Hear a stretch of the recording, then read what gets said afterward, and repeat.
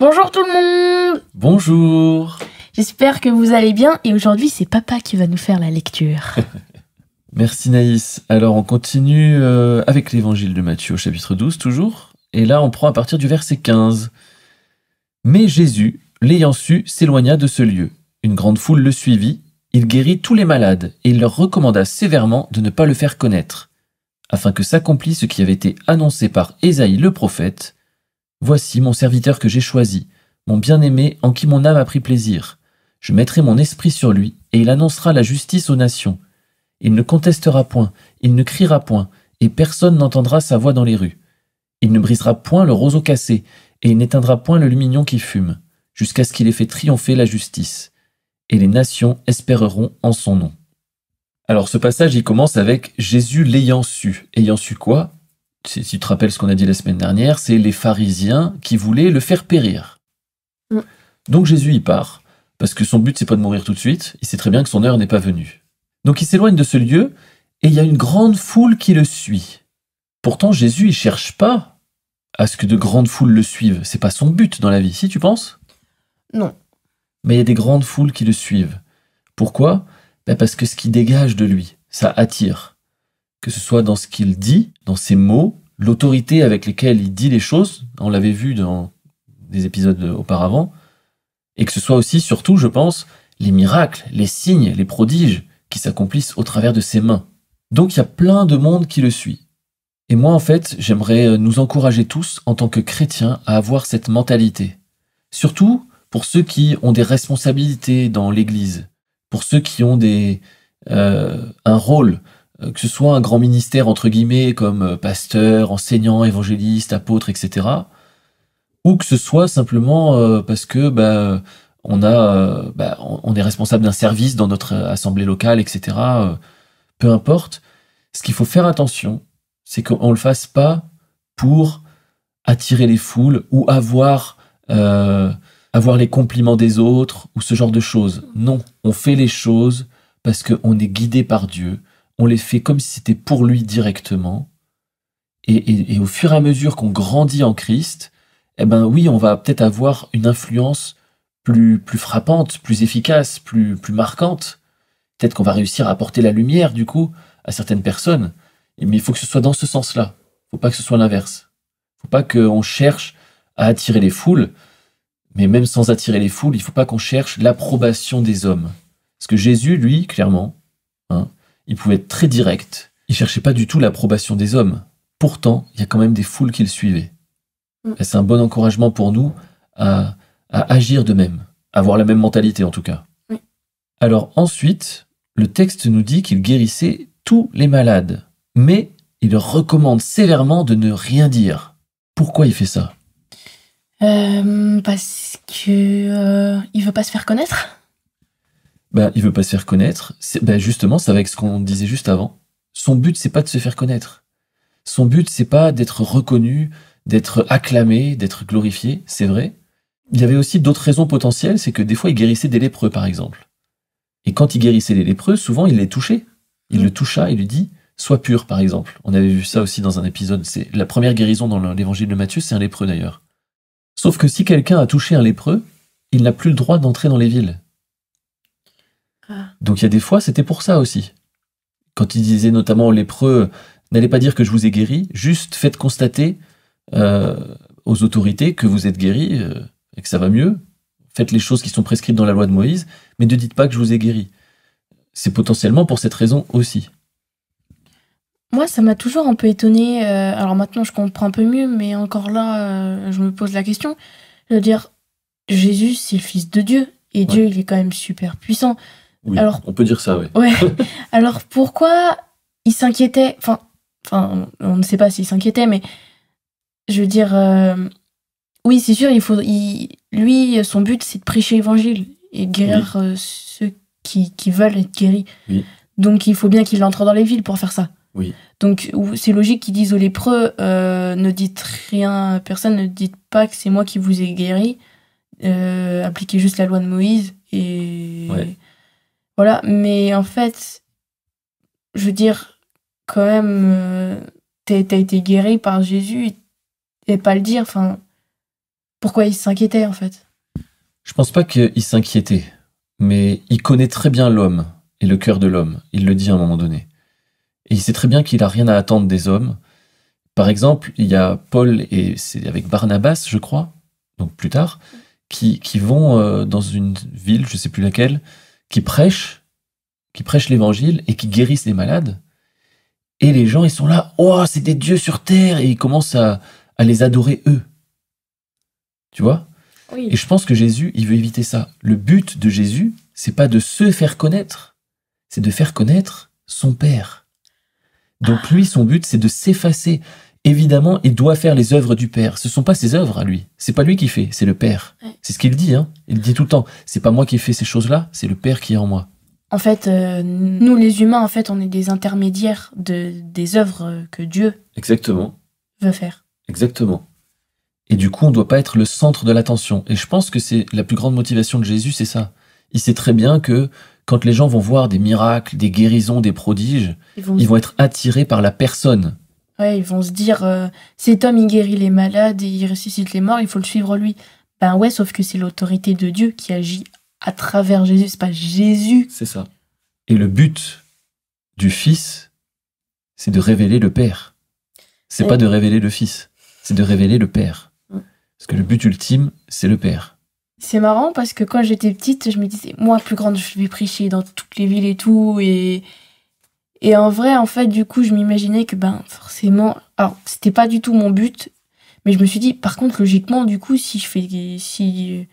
alors, du coup, moi, petite, si je fais des miracles, alors qu'en fait, c'est Dieu qui va faire les miracles à travers moi, mais je disais, c'est moi qui vais faire les miracles, mais en vrai, je savais très bien qu'au fond, c'était pas moi qui étais puissante. Même si j'étais petite, j'avais quand même un minimum compris. C'est bien. Et du coup, je me suis dit, du coup, ça veut dire que... on va forcément me remarquer, on va forcément se dire... oui. Je risquais d'être connue, quoi. Et là, maintenant, je me dis que, du coup, en fait, faut éviter d'être connu. Faut pas se faire connaître. C'est pas forcément qu'il faut éviter non plus, oui. Mais en tout cas, faut pas chercher à être connu. Ouais.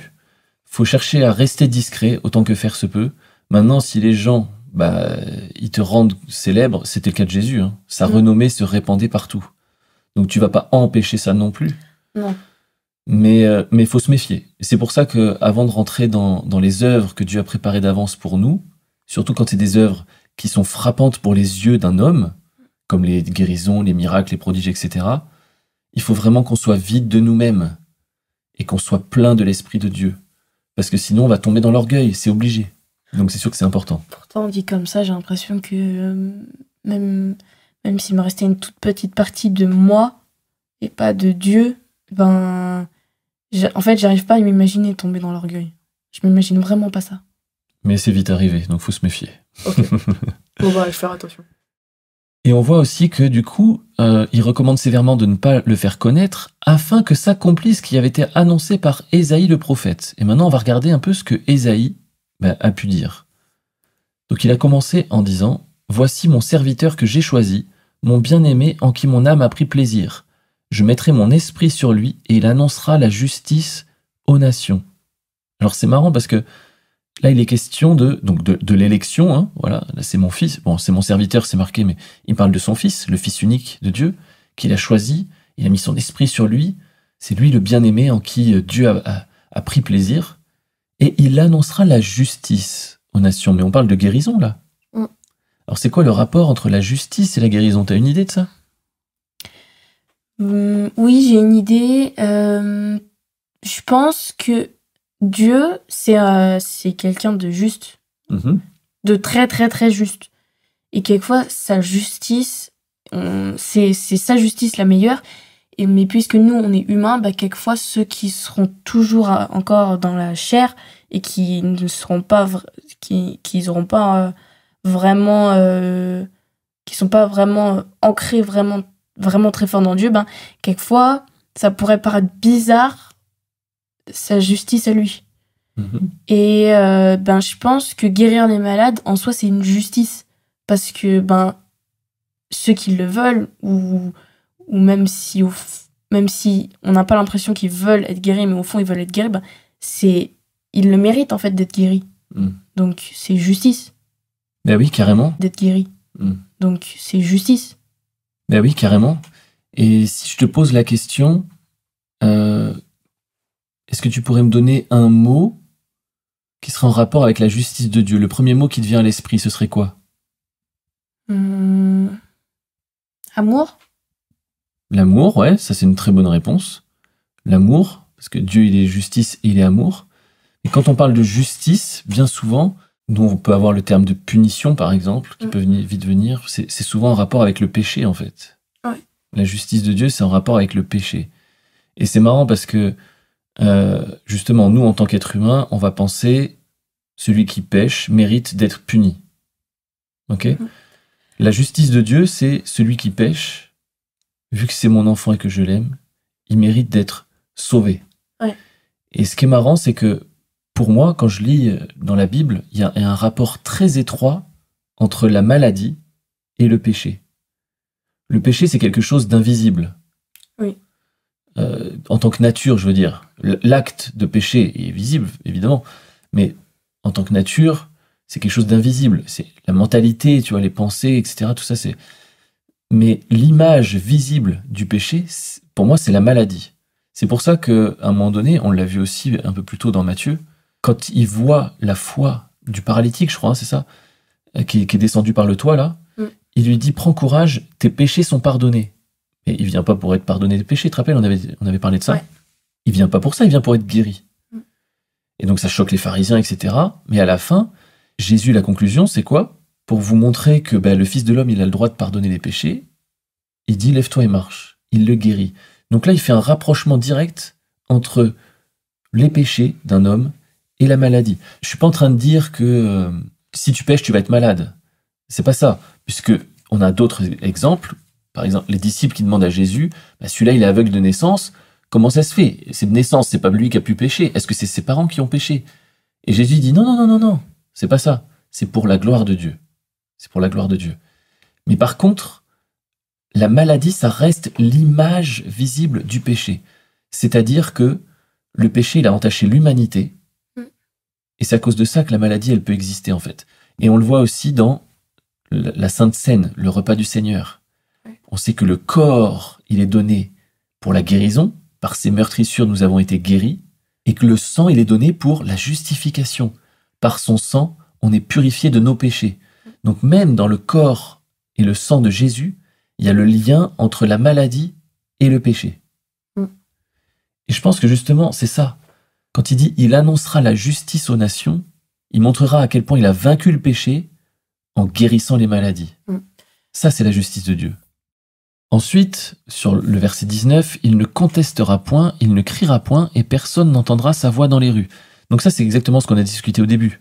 Il ne cherche pas à être connu, il cherche à se faire discret, pour que ce ne soit pas lui qui soit mis en avant, mais que ce soit son Père. Bon, on l'a déjà dit, on n'y revient pas plus en profondeur. Le verset 20, « il ne brisera point le roseau cassé, il n'éteindra point le lumignon qui fume, jusqu'à ce qu'il ait fait triompher la justice. » C'est quoi un lumignon? Alors, le lumignon, c'est une petite lampe qui éclaire faiblement, en fait. Et à l'époque, probablement, c'était avec une sorte de bougie, en fait. Une sorte de bougie. Donc, qui fume, ça veut dire que c'est en train de s'éteindre. T'as vu, nous, on a un poêle à bois. Quand le feu diminue, c'est là souvent que ça fait un peu de fumée. Ouais. Voilà. Donc, quand c'est en train de s'éteindre. Comme le roseau cassé. Le roseau, c'est censé être droit. Donc, le roseau cassé, le lumignon qui fume, ça parle de ceux qui ont le cœur brisé quelque part, de ceux qui sont faibles, de ceux qui sont abattus, de ceux qui sont pas bien, quoi. Et donc ça nous parle de la patience et de la douceur, du cœur d'amour que Jésus il a. Parce qu'il fait attention à notre état. Il veut pas nous brusquer, il veut pas nous secouer les puces. Évidemment, il veut qu'on se réveille et qu'on découvre la vérité libératrice du royaume de Dieu. Ça, c'est sûr. Mais il fait attention à comment il apporte ça, en fonction de notre état.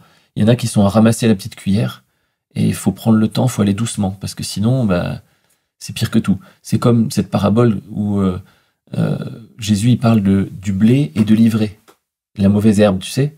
Il dit, il faut pas arracher tout de suite la mauvaise herbe, parce que sinon, on pourrait faire du mal à la bonne herbe. On pourrait faire du mal au blé. Et c'est pareil pour nous, en fait. Il y a des choses, il faut pas tout de suite les déraciner, parce que sinon on va pas supporter et on va perdre en fait. On va tout perdre. Donc là, ça parle de la patience, parce que jusqu'à ce qu'il ait fait triompher la justice.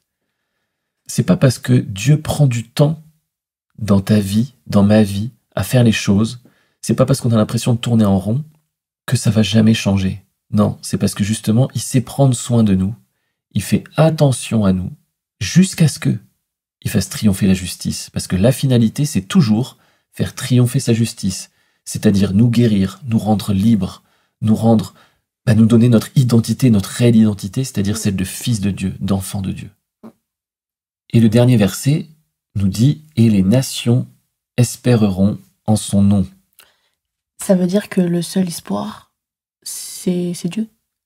Exactement.